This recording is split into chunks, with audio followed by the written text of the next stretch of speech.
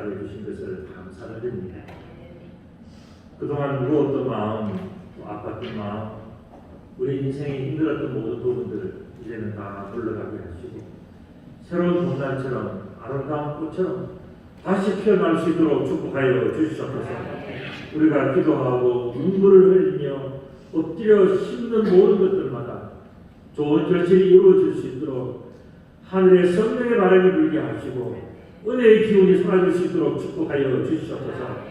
그리함으로 우리 개인의 삶과 가정과 교회와 이 나라 이 민족이 하나님의 말씀 가운데 새롭게 풍성할 수 있도록 축복하여 주시옵소서. 우리의 모든 삶을 아버지한테 내어맡기고 아버지의 두 손을 잡고 가기를 원합니다. 하나님이여 저희를 붙들어 주시고 건져 주셔서 구원받은 백성으로 살아갈 수 있도록 축복하여 주시옵소서. 우리의 잘못과 허물들은 다 씻어주시고 오늘 예수 그리스도의 십자가 보혈로 깨끗하게 하시사 다시 한번 새 생명으로 거듭난 우리의 거룩한 인생이 되게 하여 주시옵소서. 예배의 모든 순서를 하나님께 올려드립니다. 찬양대의 찬양과 우리 모두의 기도와 우리의 감사를 주님께서 기쁘게 받아주셔서 오늘 이 예배가 참으로 하나님께서 기뻐 받으시는 거룩한 예배가 되게 하여 주시옵소서. 이 모든 것을 우리 주님 예수 그리스도의 이름으로 기도드리옵나이다. 아멘.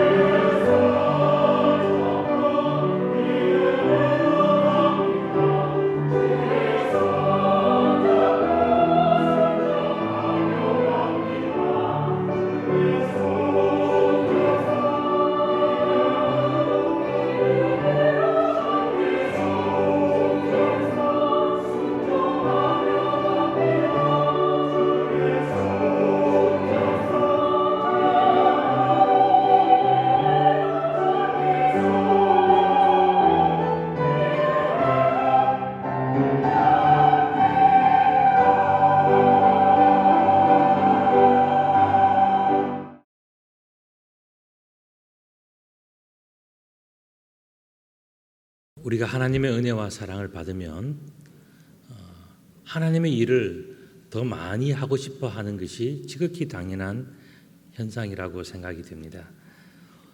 성경 말씀을 보면 오병이어의 사건 이후로 예수님을 따르던 많은 사람들도 똑같은 생각을 가지고 있었습니다. 오늘 본문 28절의 말씀 보면 그들이 묻되 우리가 어떻게 하여야 하나님의 일을 하오리까?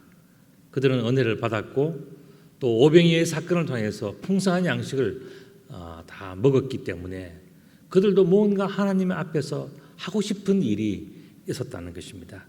이러한 질문에 대하여서 예수님의 반응과 대답은 어떠했을 것 같습니까? 그것이 오늘 29절에 나오는 말씀인데 말씀 보면 예수께서 대답하여 이르시되 하나님께서 보내신 일을 믿는 것이 하나님의 일이다 이렇게 말씀을 하셨어요.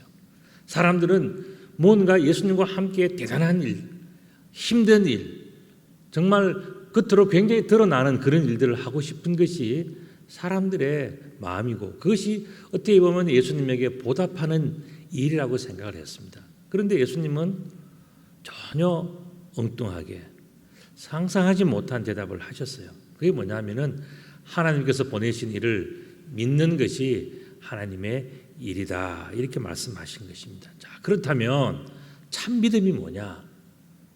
그것은 과연 어떤 것일까? 이것이 중요하지 않겠습니까? 그에 대한 대답이 30절에 나와요. 그게 뭐냐면은 그들이 묻되 그러면 우리가 보고 당신을 믿고 행하시는 표적이 무엇입니까? 하시는 일이 무엇입니까? 이것이 저자들이 가지고 있는 그러한 그 생각의 근거라고 볼 수가 있습니다. 이 내용은 뭡니까? 표적이 있다면 믿겠습니다. 그리고 행하시는 능력이 무엇입니까? 그 능력이 있다면 우리들은 당연히 믿을 수 있습니다 라고 하는 그런 것이죠.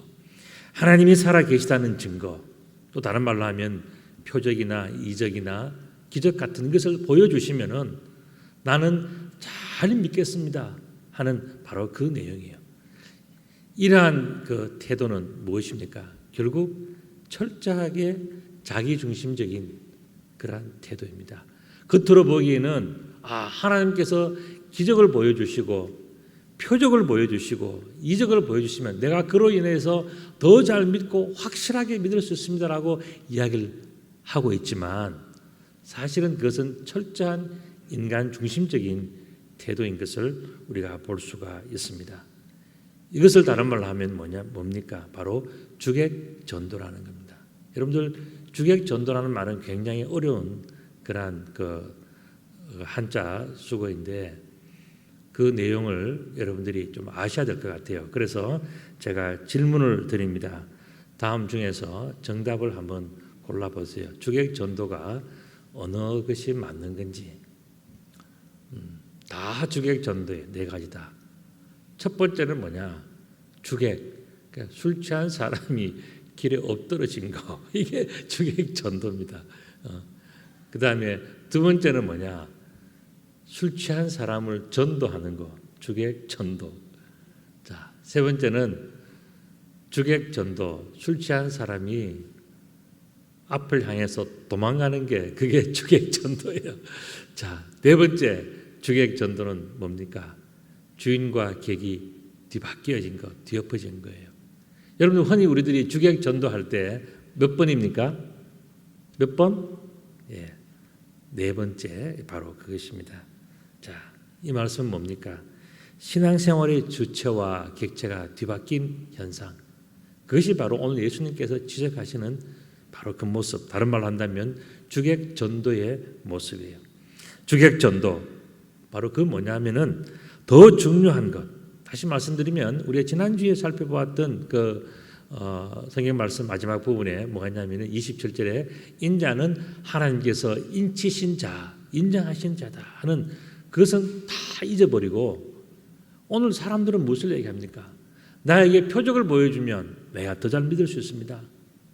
나에게 또 만나를 내려줄 수 있습니까? 그러면 우리는 당신을 계속해서 섬기며 따라갈 것입니다.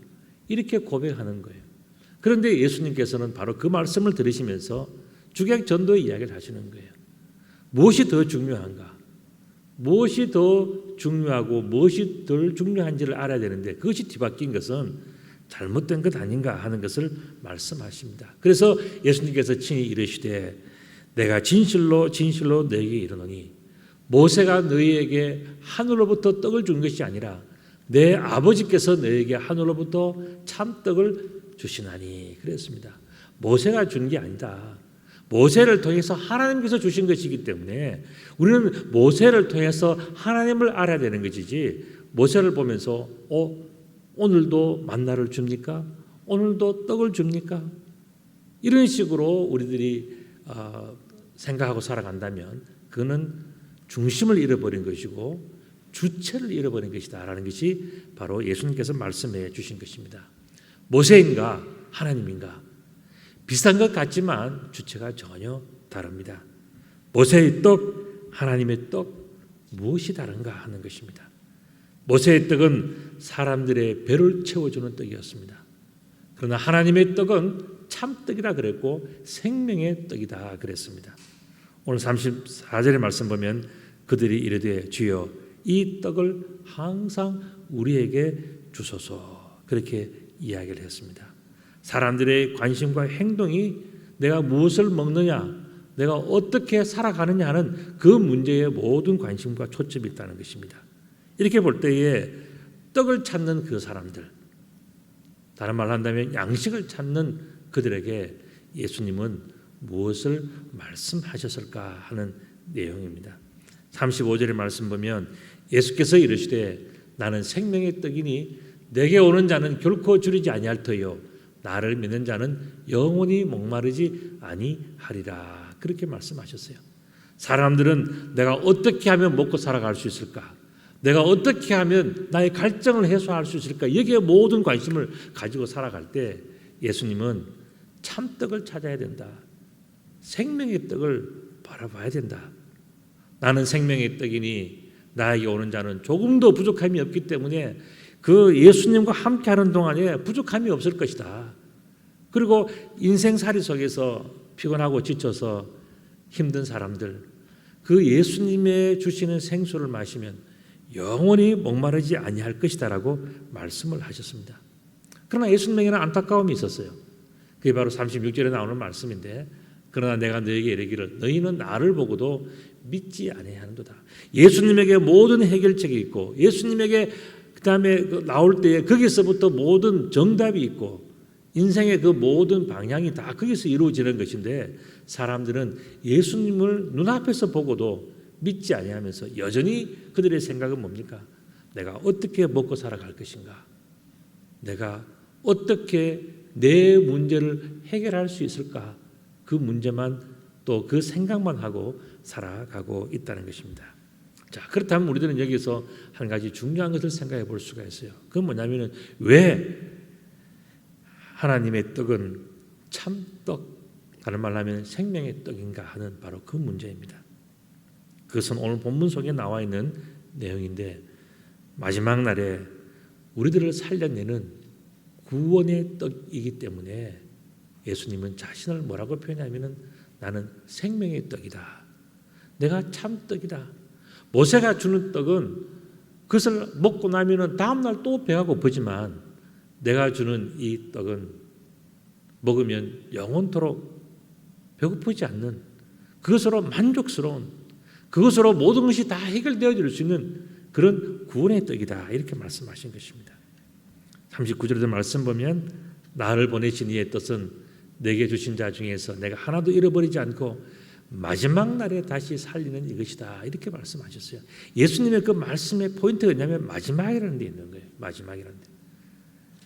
내 아버지의 뜻은 아들을 보고 믿는 자마다 영생을 얻는 이것이니 마지막 날에 내가 이를 다시 살리리라. 오늘 본문의 그 내용의 중요한 부분들에 그 결론을 향하면서 예수님께서 말씀하시는 그 중복되면서 계속 하시는 말씀은 뭐냐면 마지막 날에 무엇이 필요한가? 마지막 날에 필요한 양식은 뭔가? 마지막에 우리는 무슨 일을 하며 살아갈 것인가? 거기에 대해서 예수님께서 말씀하시고 싶은 것입니다. 마지막 날에 구원받은 사람들, 이게 바로 예수님께서 하고 싶은 이야기예요. 마지막에 어떤 사람들이 구원을 받았는가? 마지막에는 어떤 사람이 구원을 받을 것인가? 바로 이 문제를 예수님께서 지금 말씀하고 계시는 것입니다. 마지막 날에 구원을 받은 사람들의 첫 번째 사례가 있습니다. 제가 두 번의 사례를 들으려고 그러는데 그 첫 번째 사례가 뭐냐면은 바로 여리고성이 함락되기 직전에 믿음으로 의롭게 된 기생 라합의 이야기예요. 라합이라는 여자는 기생입니다. 우리가 잘 알고 있는 그런 기생이에요. 그런데 그 기생이 믿음으로 의롭게 됐다. 믿음으로 의롭게 됐다. 바로 그 이야기가 여호수아서 2장에 나오는 그 내용입니다. 다음 그림을 보시면 한 여인이 있습니다. 이름은 라합이에요. 얼굴도 이쁘고 성격도 좋고 다 좋은 사람이에요. 그런데 이 사람은 자기가 살고 있는 여리고성에서 무엇이 문제인지를 너무나도 잘 알고 있는 사람이에요. 왜냐하면 수많은 사람들을 늘 만나며 살아가니까 내가 이렇게 살아가고 있지만 우리 여리고성의 문제가 뭐다 하는 것을 가장 잘 알고 있는 사람, 그 사람이 바로 라합이라는 여인입니다. 이 여인에게 어느 날 두 명의 남자가 찾아왔습니다. 찾아와서 처음에는 라합은 자기 이야기를 했습니다. 그 이야기를 가만히 듣고 있던 이 두 명의 히브리 사람이 이제는 이 여인에 대해서 무언가를 이야기를 해주기 시작합니다. 그것이 바로 다음에 나오는 그림인데 이 사람이 라합에게 이야기를 합니다.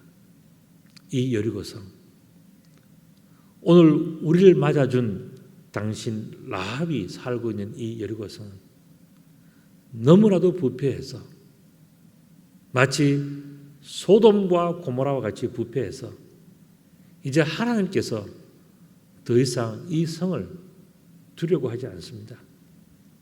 이제 얼마 지나지 않아서 하나님의 백성, 여호와의 백성 히브리 사람들이 이 성에 쳐들어올 것입니다. 이 이야기를 해주는 거예요. 우리들은 바로 그 엄청난 일을 살펴보기 위해서 오늘 이곳에 온 사람들입니다라고 솔직하게 다 이야기를 했어요. 여러분들 이런 이야기를 들었을 때에 보통의 사람들이라면 당신들은 이스라엘의 스파이입니까? 당신들이 정말 그 말대로 이 든든한 여리고성이 얼마나 오래된 결코 무너지지 않는 엄청난 돌로 쌓아올린 이 여리고성이 무너진다는 것은 있을 수 없는 일입니다. 라고 이 사람들의 이야기를 거절하고 거부하고 믿지 않는 일이 충분히 생길 수 있는 거예요. 그런데 이 라합이라는 여자는 어땠습니까? 이들의 이야기를 들으면서 과연 이 성은 하나님 보시기에 죄를 범한 성이고 무너질 수밖에 없는 성이고 하나님께서 하신다면 반드시 그렇게 될 것이라는 것을 라합은 알아차렸습니다. 라합은 굉장히 지혜롭고 또 그 시대를 살아가면서도 굉장히 예민한 사람이었어요. 그런데 마침 그때에 그 성의 왕의 명령을 받은 군인들이 찾아옵니다. 이 집에 낯선 사람들이 들어갔다 그러는데 우리가 그 사람들을 잡으러 왔다 이야기를 합니다. 그때에 이 라합은 군병들에게 잠시 기다리라고 하고는 그 두 명의 히브리 사람, 그 사람들을 숨겨줍니다. 그들을 안내해서 그들을 숨겨주는 그 모습이 다음 그림에 나옵니다. 또 다음 그림을 보면 옥상 위에다가 이 두 사람을 숨겨주면서 지프로 덮어서 찾지 못하게 잘 숨겨주었습니다. 군인들이 와서 그 집을 사사치 다 뒤졌지만 지붕 위에 올라가서 숨었다는 것은 상상하지를 못했어요. 그래서 결국 찾지를 못했던 겁니다. 군인들이 가고 난 다음에 라합은 군인들이 없는 뒷문으로 그 창문으로 붉은색 줄을 내려뜨려서 이 두 사람을 탈출시켜 줍니다. 이것이 여호수아에 나오는 라합과 두 정탐꾼의 이야기입니다.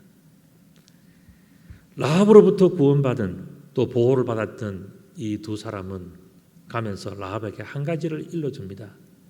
우리가 이제 며칠 뒤에 곧 이 성을 점령하러 올 것이다. 여호와의 백성들이 이 성을 반드시 함락시킬 텐데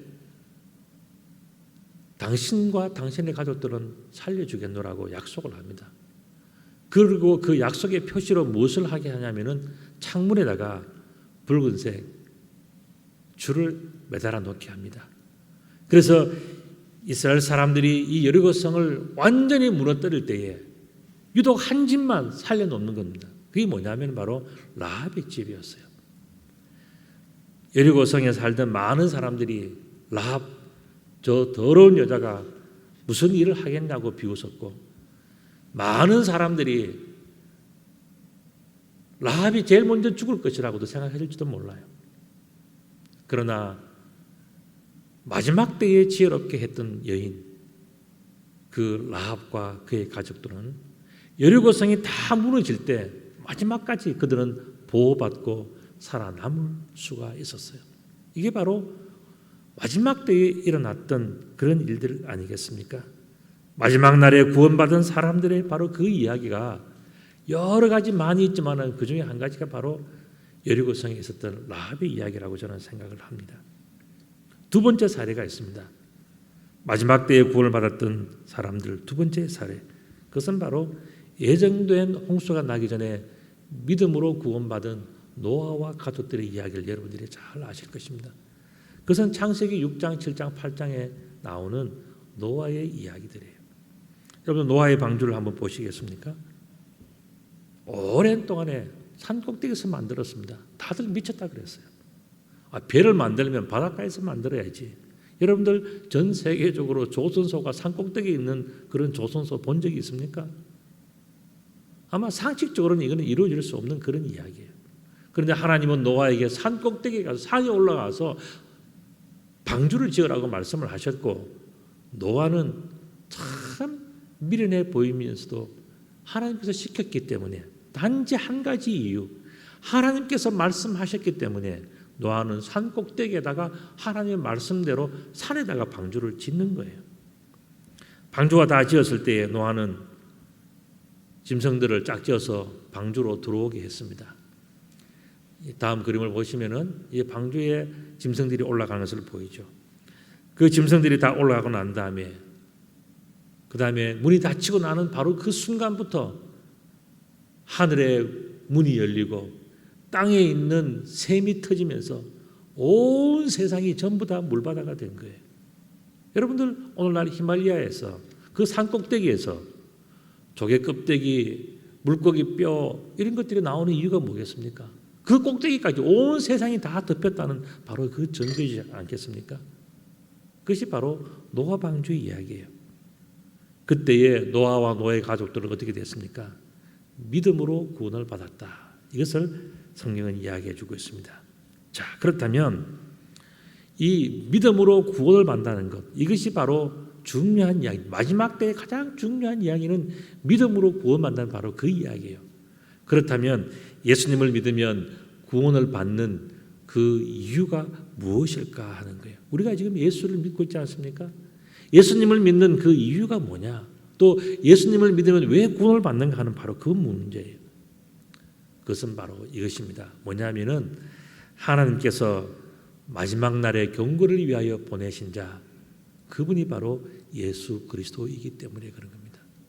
하나님께서는 세상의 수많은 선지자들 통해서 이미 다 경고하셨지만 정말 하나님께서 마지막에 결정적으로 완벽하게 마지막 날을 경고하기 위해서 보내신 분은 바로 예수 그리스도예요. 그렇기 때문에 예수 그리스도는 마지막 날을 경고하시기 위하여 하나님께서 보내신 분인 것입니다. 우리들은 흔히 예수님이 누군가 이런 질문을 할 때 예수님은 우리들의 메시아 구세주 하는데 그 내용의 깊은 뜻이 뭐냐? 마지막 날을 경고하시기 위해서 보내신 분 바로 우리들에게 경고하시기 위해서 보내신 분이 바로 예수 그리스도라는 것입니다. 예수 그리스도는 마지막 날을 경고하시기 위하여 하나님께서 보내신 분이십니다. 하나님께서 구원하시기로 선택한 자들에게 미리 알려주시는 구원의 메시지, 그게 바로 예수 그리스도의 복음이에요. 우리가 왜 복음이냐? 왜 기쁜 소식이냐? 마지막 때에 사람들이 아무 생각 없이 그냥 살아가고 자기 하고 싶은 일 하고 자기 먹고 싶은 거 먹고 자기 생각대로 살아갈 때 예수님께서 말씀하셨어요. 뭐냐 하면은 이제 마지막 때가 있다. 그 마지막 때에는 이렇게 해야 살 수 있다. 그것을 말씀해 주셨고 또 그렇게 하게 될 때에 그 말씀을 따라가게 될 때에 우리들은 마지막 순간에도 살아남는 자가 되기 때문에 예수 그리스도의 말씀은 우리들에게 복된 소식, 기쁜 소식, 행복한 소식, 바로 그것이 되는 거예요. 그렇기 때문에 예수 그리스도의 모든 말씀은 마지막 때에 우리들을 구원해 주는 말씀이기 때문에 우리는 예수 그리스도의 말씀을 복음이라고 이야기하는 겁니다.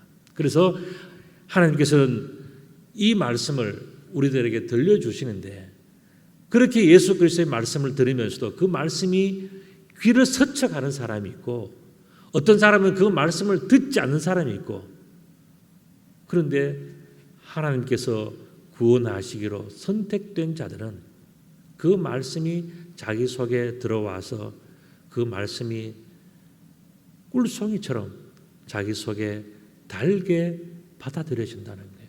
여러분들 이것은 인간의 힘으로 할 수 있는 게 아니에요. 정말 자기 삶 속에 하나님의 은혜가 함께하고 하나님의 성령이 역사하시고 하나님께서 우리들을 선택해 주지 않으면 그 말씀이 나의 말씀이 되질 않는 거예요. 그런데 그 말씀을 들었을 때에 나에게 주시는 말씀이고 내가 그렇게 되고 싶고 내가 그 축복을 받고 싶고 내가 그것을 놓치고 싶지 않고 내가 그것을 믿고 싶은 마음은 어떻게 해서 생기는 거냐? 그것은 바로 하나님께서 선택하기로 작정한 자, 하나님께서 구원을 베푸시기로 작정한 자에게는 그 말씀이 들린다는 거예요. 여러분들 여리고성에 있던 라합을 보았지 않습니까? 겉으로 볼 때는 사람이 저 여자가 무슨 구원이 있겠느냐? 사람들은 다 비웃었어요. 왜냐하면 그 여인의 삶을 다 알고 있고 그 여인이 생활하는 모든 것을 사람들이 다 지켜보았기 때문에 그 여인에 대해서는 사람들이 전부 다 자기들 나름대로의 생각을 가지고 있었어요. 그럼 결과는 어떻게 했습니까? 라합만 살아남고 모든 사람들이 전부 다 멸망받고 말한 거예요. 겉으로 봐서는 누가 하나님의 선택한 사람인지는 우리는 알지를 못하는 겁니다. 하나님께서 선택한 사람, 그 라합은 하나님의 말씀을 들었을 때에 그 두 명의 정탐꾼으로부터 하나님의 말씀을 들었을 때에 그것이 사람의 말로 들리지 않고 하나님께서 주시는 말씀으로 자기 속에 들린 거예요. 그리고 이 라합은 하나님을 믿었고 하나님의 말씀이라고 자기에게 주시는 하나님의 말씀이라고 믿었기 때문에 어떻게 했습니까? 라합은 동네의 사람들 또 그 여리고 성에 있는 왕의 명령을 따르지 않고 어떻게 했습니까? 자기 집에 들어온 이 두 명의 정탐꾼 이 사람을 섬겨주고 숨겨주고 이 사람들이 전해주는 하나님의 말씀을 자기에게 주는 말씀으로 받아들였지 않습니까? 그러니까 목숨을 걸고 그 위험한 짓을 그 힘든 일을 다 했어요. 그리고 그들이 가면서 뭐라 그랬습니까? 우리가 다시 올 건데 이 여리고 성을 치러 다시 올 건데 창문에다가 붉은 줄을 매 놓아라 표시해라 했단 말이죠. 이 여인 라합은요 자기 집 창문에 정말로 붉은 줄을 매달아 놓았어요. 그래서 이스라엘 사람들이 여리고 성을 무너뜨릴 때에 딱 한 집 붉은 줄이 매어져 있는 라합의 집을 남겨 놓았던 거예요. 여러분들 라합은 대단한 믿음의 사람이었어요. 사람들이 볼 때는 저 여자는 여리고 성에서 유명한 여자다 라고 사람들이 이야기를 했을지 모르지만 라합은 어쩌면 그것 때문에 오히려 하나님을 더 사랑했고 더 의지했고 더 필요했고 더 하나님을 높이 올려드리는 그런 정말 복된 여인이었어요. 여러분 성경은요 여리고성에 있는 수많은 사람들보다도 하나님이 선택한 사람 라합이 더 훌륭하다, 더 거룩하다, 더 사랑한다. 하나님은 바로 그것을 말씀해 주신 거예요. 그렇기 때문에 라합에게 들려준 이 메시지는 복음이에요. 복음. 마찬가지로 노아의 방주에 들어갔던 노아의 가족들도 다 마찬가지입니다. 멸망받을 수밖에 없는 순간에, 모든 것이 무너질 수밖에 없는 그 순간에 하나님께서 자신에게 들려주는 그 음성을 아멘으로 받아들이고 이것이 오늘 나에게 주는 축복이라고 고백하면서 그 말씀을 자신의 것으로 삼을 때 거기에 구원이 있는 거예요. 모든 것이 마지막이 되어가고 모든 것이 끝이라 하고 모든 사람들이 아우성을 칠 때에도 웃을 수 있는 그 귀하고 거룩한 축복은 어디에서부터 오는가? 그것은 바로 예수 그리스도의 복음에서부터 오는 것입니다. 예수 그리스도의 복음을 믿는 자는 마지막 날에도 이처럼 멸망을 당하지 않습니다. 이거는 축복 중에 축복이에요. 복음 중에 복음인 것입니다. 하나님께서 선택한 자, 내가 하나님으로부터 선택을 받았구나. 그래서 하나님께서 오늘 나에게 이 복음의 메시지를 들려주는구나. 나를 구원하시기 위한 하나님의 계획이 여기 있구나 하는 것을 우리가 알게 될 때, 그때에 우리들은 내가 진정한 하나님의 자녀이구나 하는 것을 다시 한번 감사하게 되는 것입니다. 그러므로 마지막 때에 우리가 할 수 있는 가장 중요한 일이 무엇인가를 우리들은 생각해 봐야 됩니다. 그것은 바로 예수 그리스도의 말씀만이 우리를 살리시려는 하나님의 구원의 메시지인 것을 믿는 거예요. 우리가 이 일도 할 수 있고 저 일도 할 수 있고 우리는 여기 갈 수도 있고 저기 갈 수도 있고 다 할 수 있어요. 그것을 하지 말라는 이야기가 아닙니다. 그것을 하되 우리들은 무엇을 생각해야 되느냐? 예수 그리스도의 말씀이 오늘 우리들을 살리기 위하여, 좀 더 구체적으로는 나를 살리기 위하여 오늘 나를 여기 있게 하고 그 말씀을 듣게 하고 그 말씀이 내가 송이 꿀보다 더 단 말씀으로 내 마음속에 새겨지고 내가 그 말씀을 붙들고 살아야 되겠다고 하는 그 모든 생각들을 주시는 그 모든 것들이 뭐냐? 결국은 나를 살리려고 하는 하나님의 그러한 계획이고 하나님의 사랑이고 하나님의 은혜라고 하는 것을 내가 깨달아 알게 될 때에 우리를 살리시려는 하나님의 구원의 메시지, 그것을 믿어야 되지 않겠습니까? 그것을 믿지 않는다면, 만약에 생각해 보세요. 라합이 그것을 믿지 않았다면 그 두 사람의 이야기를 픽 웃고 치웠을 거예요. 그러면 죽는 거예요. 그러나 라합은 어떻게 했습니까? 노아는 어떻게 했습니까? 그 말씀이, 하나님의 그 말씀이 자기에게 왔을 때에 다른 것 하지 않았어요. 뭘 했냐? 믿었어요. 남들은 뭐 그런 일이 생기겠어. 저 산 위에 배를 만드는데 미친 사람 아니야?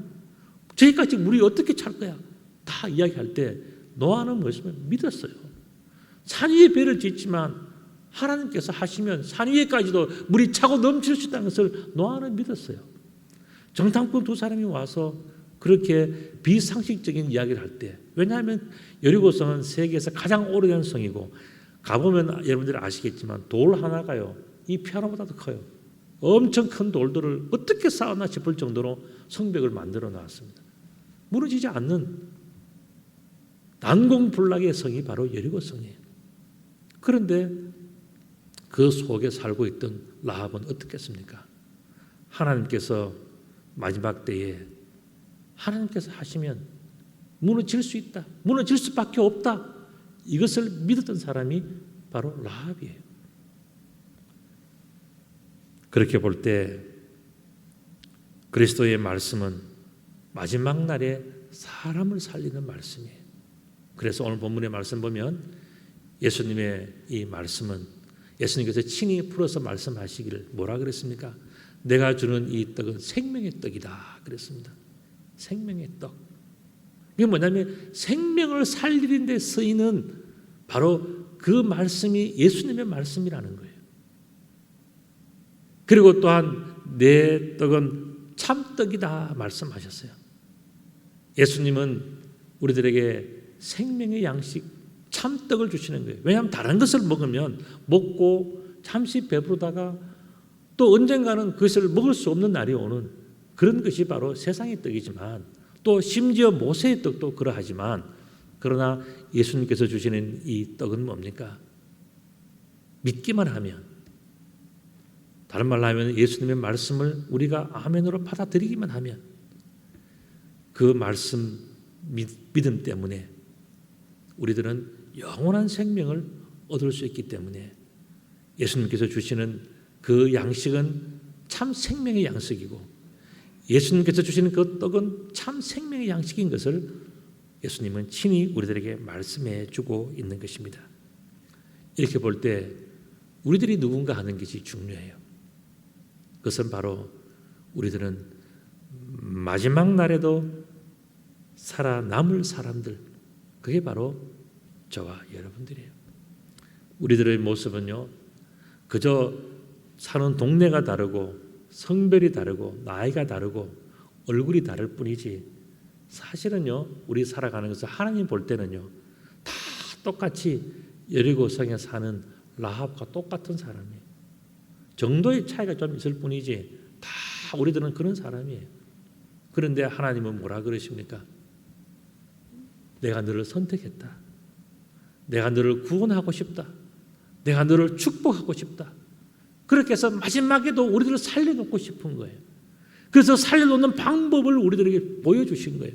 그게 뭐냐면 예수 그리스도를 보내주셔서 우리들에게 마지막에도 살아남을 수 있는 양식, 참 생명의 양식, 참 떡을 우리들에게 주어서 모든 것이 무너질 때, 모든 사람들이 죽어갈 때 우리들은 그때도 여전히 살아남을 수 있는 그런 사람으로 만들고 싶어서 우리들을 선택했다는 것, 여러분들 얼마나 큰 축복입니까?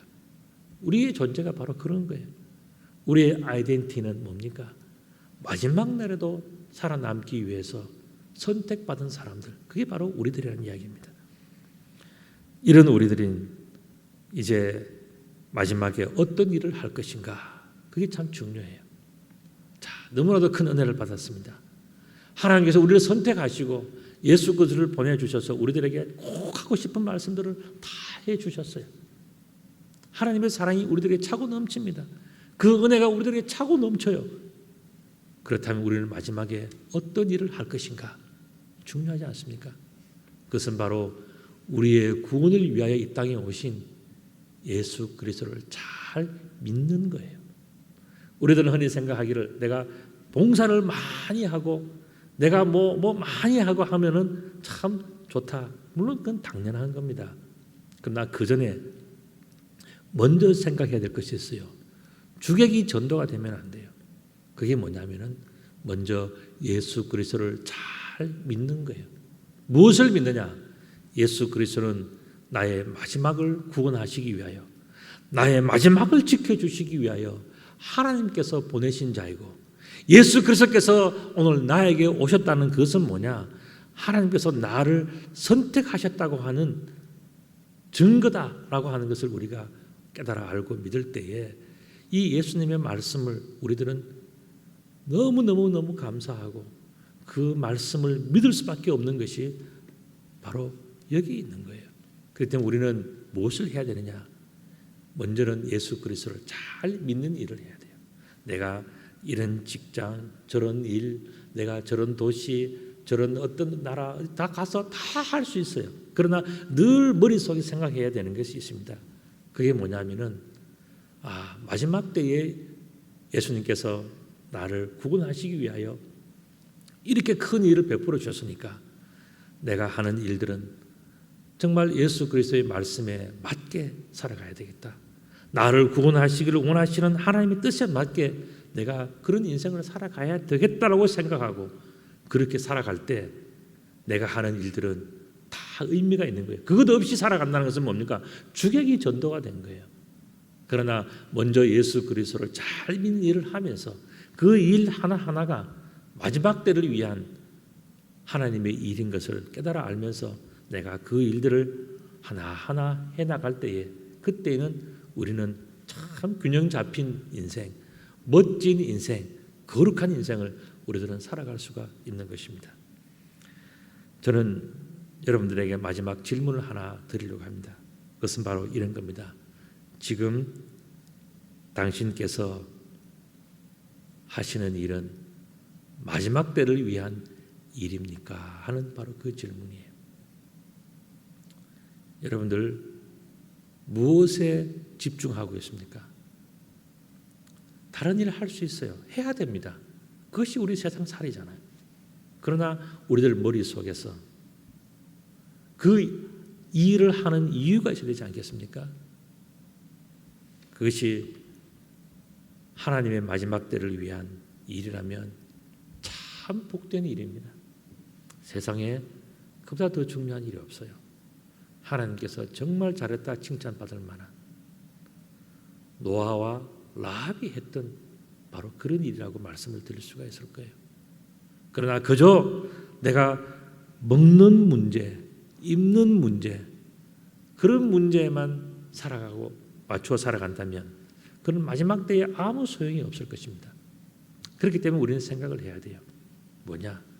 내가 세상에서 이런 일 저런 일을 하지만 내가 이 일을 통해서 나는 마지막 때를 더 잘 준비하겠노라. 그 믿음이 있어야 된다는 것이 오늘 제가 여러분들에게 드리고 싶은 말씀이에요. 우리는 세상 일을 다 치우자 그 이야기가 아니에요. 세상 일을 하되 먼저 해야 될 일, 먼저 생각해야 될 일이 있다는 겁니다. 그 뭐냐면은 마지막 때가 있고 그 마지막 때를 위해서 예수님께서 우리들에게 들려주신 말씀이 있으니까 내가 그것을 믿고 그 믿음 안에서 그 믿음의 눈빛으로 그 믿음의 관점에서 나의 직업을 감당하고 나의 가정을 감당하고 내가 사회에서 일어나는 모든 일들을 살펴나갈 때 우리들은 정말 마지막 때에 믿음대로 살아남는 사람이 된다는 것입니다.